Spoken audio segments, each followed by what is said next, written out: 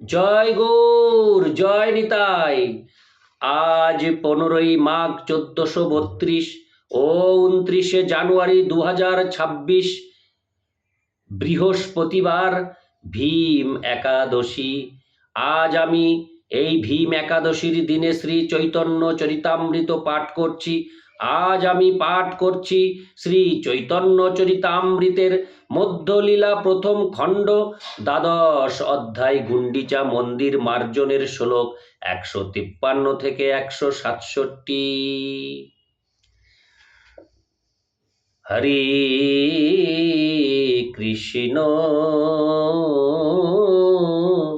হরে কৃষ্ণ কৃষ্ণ কৃষ্ণ হরে হরে হরে রাম হরে রাম রাম রাম হরে হরে। শ্লোক 153। উদ্যানে বসিলা প্রভু ভক্তগণ লঙ্গা, তবে বাণীনাথ আইলা মহাপ্রসাদ লঙ্গা। শ্লোকার্থ: ভক্তদের নিয়ে শ্রী চৈতন্য মহাপ্রভু উদ্যানে বসলেন, তখন বাণীনাথ মহাপ্রসাদ নিয়ে এলেন। ইতি শ্লোক 153। শ্লোক 154 থেকে 155। কাশী মিশ্র তুলসী পরিছা দুইজন, পঞ্চশত লোক যত করয়ে ভোজন, তত অন্ন পিঠা পানা সব পাঠাইল, দেখি মহাপ্রভুর মনে সন্তোষ হইল। শ্লোকার্থ: কাশী মিশ্র এবং তুলসী পরিছা উভয়ই 500 লোকের খাওয়ার মতো প্রসাদ পাঠালেন।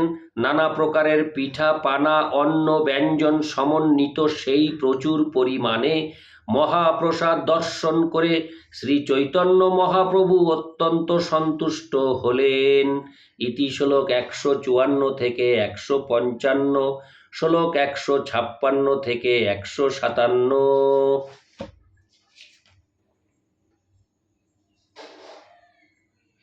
হরে কৃষ্ণ। পুরী গোসাঙ্গী মহাপ্রভু, ভারতী ব্রহ্মানন্দ, অদ্বৈত আচার্য আর প্রভু নিত্যানন্দ, আচার্য রত্ন আচার্য নিধি শ্রীবাস গদাধর, শঙ্কর নন্দনাচার্য আর রাঘব বক্রেশ্বর।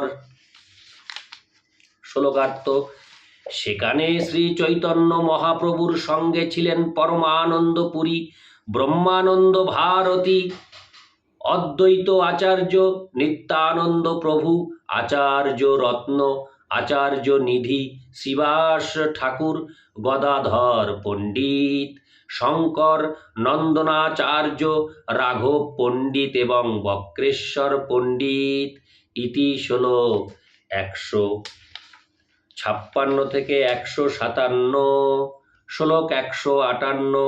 প্রভু আজ্ঞা পাঙ্গা বৈশে আপনে সার্বভৌম, পিণ্ডার উপরে প্রভু বৈশে লঙ্গা ভক্তগণ। শ্লোকার্থ: শ্রী চৈতন্য মহাপ্রভুর আদেশ পেয়ে সার্বভৌম ভট্টাচার্য বসলেন। শ্রী চৈতন্য মহাপ্রভু তার ভক্তদের নিয়ে পিঁড়ির উপরে বসলেন। ইতি শ্লোক 158। শ্লোক 159।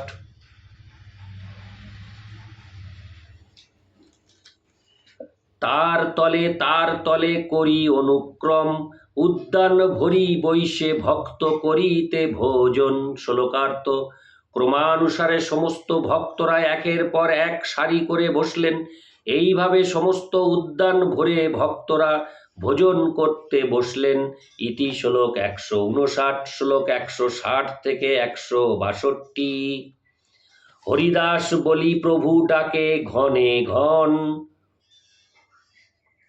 দূরে রহি হরিদাস করে নিবেদন, ভক্ত সঙ্গে প্রভু করুণ প্রসাদ অঙ্গীকার, এ সঙ্গে বসিতে যোগ্য নহি মুঙ্গি ছাড়, পাছে মোরে প্রসাদ গোবিন্দ দিবে বহির দ্বারে, মন জানি প্রভু পুনঃ না বলিল তারে।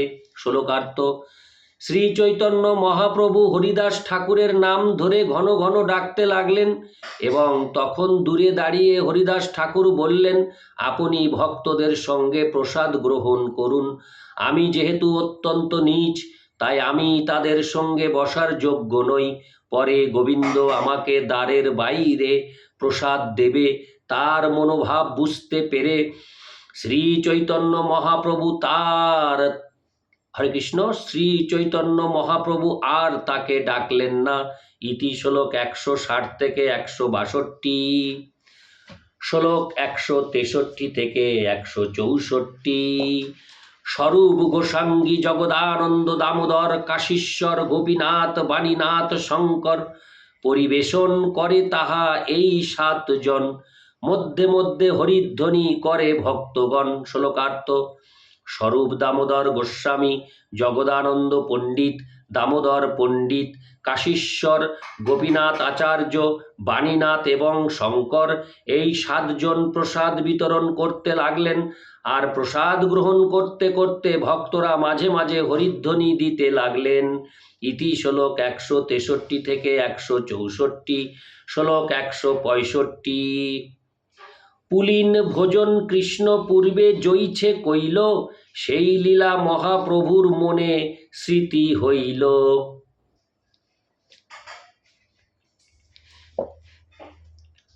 শ্লোকার্থ। পূর্বে কৃষ্ণ যেভাবে পুলিন ভোজন করেছিলেন সেই লীলা শ্রী চৈতন্য মহাপ্রভুর মনে পড়ল। ইতি শ্লোক 165, শ্লোক 166। যদ্যপি প্রেমাবেশে প্রভু হইলা অস্থির, সময় বুঝিয়া প্রভু হইলা কিছু ধীর। শ্লোকার্থ।